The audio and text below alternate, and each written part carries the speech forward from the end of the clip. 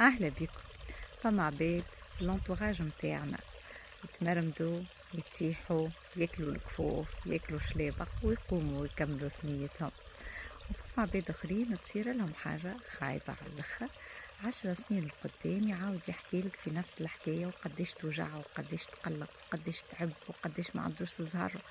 علاش فما هالزوز هذوما؟ الزوز هذوما موجودين خاطر كل واحد، فما واحد عنده صلابة نفسية الأول، والثاني لا. كيفاش تتبني الصلابة النفسية؟ من التجارب اللي نعيشوهم واحنا صغار، وشنية الدروس اللي استخلصناهم.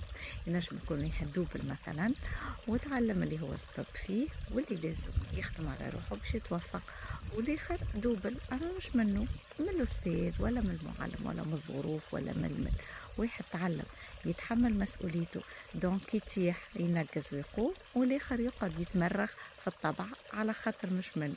وانتي تختار هذه ولا الاخر. نهاركم زين.